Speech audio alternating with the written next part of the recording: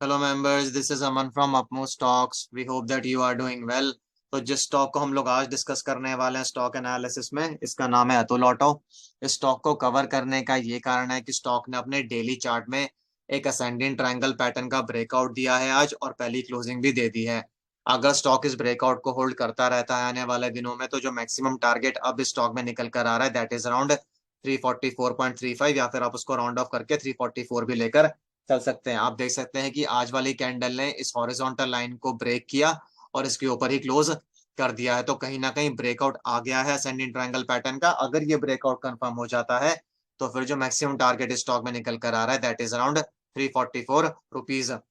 Pre requirement यही रहेगी कि स्टॉक को लगातार इस ब्रेकआउट को होल्ड करते रहना होगा आने वाले दिनों में, जब तक ये मैक्सिमम टारगेट अचीव नहीं कर लेता है 344 रुपीज का। तो इस मैक्सिमम टारगेट को कैलकुलेट करने के लिए आपको दो वैल्यूज को आइडेंटिफाई करना पड़ता है। पहली वैल्यू होगी ब्रेकआउट प्राइस और दूसरी वैल्यू होगी विड्थ ऑफ असेंडिंग ट्रायंगल। तो इस केस में जो ब्रेकआउट प्राइस है दैट इज अराउंड 291.35, और जो विड्थ असेंडिंग ट्रायंगल की दैट इज अराउंड 53 रुपीज। जब आप इन दोनों वैल्यूज को ऐड कर देंगे 291.35 और 53 को, तो आपको मैक्सिमम टारगेट मिल जाएगा ऑन दी अपसेट 344.35, या फिर आप उसको राउंड ऑफ करके 344 भी लेकर चल सकते हैं। तो दो वैल्यूज आइडेंटिफाई करनी है, पहली होगी ब्रेकआउट प्राइस और दूसरी वैल्यू होगी विड्थ ऑफ असेंडिंग ट्रायंगल। इन दोनों वैल्यूज को सम अप कर देने पर आपको मैक्सिमम टारगेट मिल जाएगा ऑन दी अपसाइड।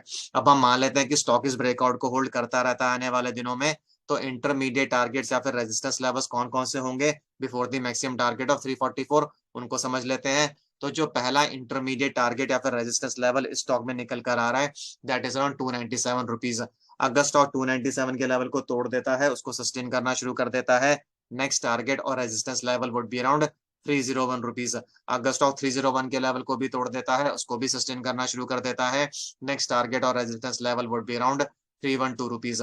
अगर स्टॉक 312 के लेवल को भी तोड़ देता है, उसको भी सस्टेन करना शुरू कर देता है, नेक्स्ट टारगेट और resistance level would be around 319 rupees. अगर स्टॉक 319 के लेवल को भी तोड़ देता है, उसको भी सस्टेन करना शुरू कर देता है, नेक्स्ट टारगेट और resistance level would be around 325 rupees. अगर स्टॉक 325 के लेवल को भी तोड़ देता है, उसको भी होल्ड करना शुरू कर देता है, next target would be around 330 rupees. और 330 के बाद स्टॉक में कोई भी रेजिस्टेंस नहीं रह जाएगी मेजर। ऐसा हो सकता है कि 344 का टारगेट फिर हमें बहुत जल्दी देखने को मिल जाए इस स्टॉक में। तो ये जो 6 इंटरमीडिएट टारगेट्स हमने आपको बताए हैं, यह टारगेट रेजिस्टेंस लेवल की तरह भी काम करेगा। किसी भी लेवल को टच करके स्टॉक वापस नीचे आ सकता है, बट किसी भी हालत में स्टॉक को वापस 291.35 की प्राइस के नीचे क्लोज नहीं करना है, अगर इसको ये मैक्सिमम टारगेट अचीव करना है 344 का आने वाले दिनों में। तो 291.35 का जो प्राइस लेवल है वो स्टॉक के लिए सपोर्ट का काम करेगा, क्योंकि अभी वो रेजिस्टेंस का काम कर रहा था। तो आने वाले दिनों में अगर स्टॉक ऊपर जाके वापस नीचे आने की कोशिश भी करता है, तो इसको किसी भी हालत में 291.35 की प्राइस के नीचे क्लोज नहीं करना है। तो अगर आपको स्टॉक से रिलेटेड कुछ भी कंसर्न्स, क्वेरीज या सजेशंस हो, तो आप कमेंट बॉक्स में डाल सकते हैं। हम उनका रिप्लाई करने की कोशिश करेंगे जल्दी से जल्दी। और इसी के साथ मैं इस वीडियो को एंड करूंगा।